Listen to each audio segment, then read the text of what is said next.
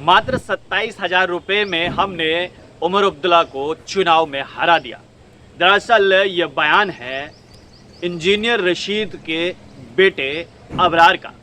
अबरार का कहना है कि हमने सिर्फ और सिर्फ 27,000 रुपये खर्च करके जम्मू कश्मीर के पूर्व मुख्यमंत्री उमर अब्दुल्ला को चुनाव में हराया है। हम सब जानते हैं कि बीते दिन जो है वो चुनावों के नतीजे सामने आए और नतीजे में अगर मैं बात करूं बारामूला सीट की तो वहां से इंजीनियर रशीद जो हैं वो उमर अब्दुल्ला और सज्जाद लोन को मात देकर आगे हो गए। लेकिन अब ऐसे में सवाल यहाँ पर यह है कि इतना बड़ा चेहरा उमर अब्दुल्ला और उन्हें एक जेल में बंद शख्स जो है वो हरा देता है, कैसे मुमकिन है?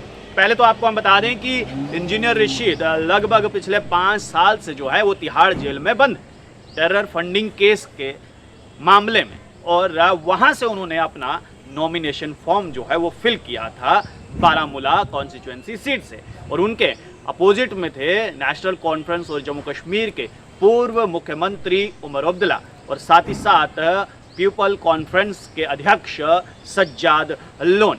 मामला पहले इतना पेचीदा नहीं था क्योंकि आमने सामने सज्जाद लोन और उमर अब्दुल्ला थे, लेकिन जैसे ही एंट्री इंजीनियर रशीद की हुई तो मामला जो है वो पेचीदा हो गया, और उसी दिन से शायद लगता है कि उमर अब्दुल्ला को एहसास हो गया था कि वो इस सीट से हारने वाले हैं। आपको हम बता दें कि अबरार का कहना है कि जिस समय उन्होंने कैंपेनिंग शुरू किया तो इक्का दुक्का लोग ही उनके साथ में जुड़े थे, लेकिन जैसे जैसे वो आगे बढ़ते गए जनसैलाब उनके साथ जुड़ता गया और बहुत सारे ऐसे वॉलंटियर्स उनके साथ जुड़े जिन्होंने रैलीज ऑर्गेनाइज की। अबरार का कहना है कि उन्होंने मात्र 27,000 रुपये जो है वो खर्च किए हैं, और वो 27,000 रुपये पेट्रोल और डीजल पर खर्च हुआ है। इसके अलावा उन्होंने एक भी रुपया जो है वो इस चुनाव में नहीं खर्चा।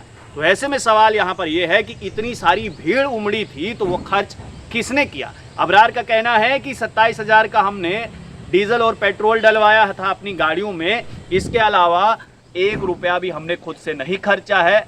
जितने भी वॉलंटियर्स आए थे उन्होंने खुद से ये पैसा खर्च कर इतनी भीड़ जो है वो इकट्ठा करी है। और हैरानगी की बात यहाँ पर यह है कि अबरार के पिता यानी कि इंजीनियर रशीद जो है वो तिहाड़ जेल में बंद है। अबरार जो हैं वो पूरी कैंपेनिंग का जिम्मा अकेले ही उठाकर चल रहे थे, और ऐसे में पूरी बारामूला कॉन्स्टिट्यूएंसी जो सीट है वहाँ के युवा सामने आए, वहाँ के बुजुर्ग महिलाएं जो हैं वो सामने आई और उन्होंने अपना नेता चुना, यानी कि इंजीनियर रशीद को उन्होंने सही माना कि वो अब आने वाले समय में पार्लियामेंट में जाकर बारामूला कॉन्स्टिट्यूएंसी सीट से जो है उनकी आवाज़ को बुलंद करेंगे। लेकिन सवाल यहाँ पर यह भी है कि अभी तक इंजीनियर रशीद की बेल नहीं हुई, वो अभी भी तिहाड़ जेल में बंद है। तो कब इंजीनियर रशीद तिहाड़ जेल से बाहर आते हैं? अगर वो तिहाड़ जेल से बाहर नहीं आते हैं तो क्या होगा? सवाल बहुत सारे हैं, लेकिन जवाब अब आने वाला समय ही देगा, क्योंकि इंजीनियर रशीद ने एक रिकॉर्ड और ताबड़तोड़ जीत जो है वो हासिल की है। सामने कैंडिडेट कोई मामूली कैंडिडेट नहीं थे, नामी कैंडिडेट थे। जम्मू कश्मीर के पूर्व मुख्यमंत्री, नेशनल कॉन्फ्रेंस के उप प्रधान उमर अब्दुल्ला और पीपल कॉन्फ्रेंस के अध्यक्ष सज्जाद लोन जैसे नेताओं को इंजीनियर रशीद ने हराया है।